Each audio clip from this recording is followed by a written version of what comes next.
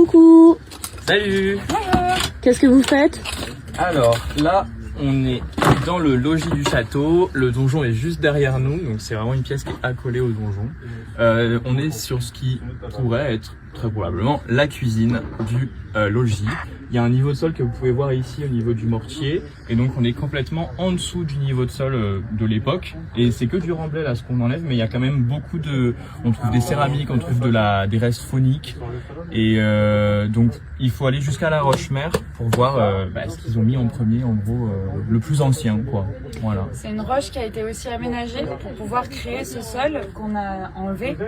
On sait que c'est des cuisines parce qu'on a trouvé des foyers et des graines carbonisées à ce même endroit, et parce qu'il y a de très fortes chances que les cuisines n'étaient par ici.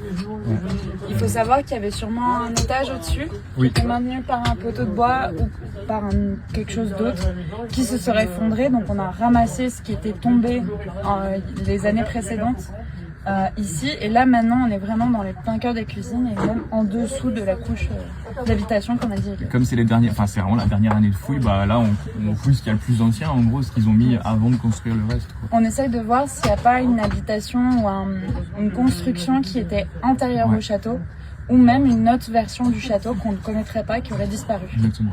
Ok, et vous êtes bénévole dans l'association, c'est ça? Ouais, moi c'est ma première année, je suis de l'université de Bordeaux et voilà, je m'appelle Elliot.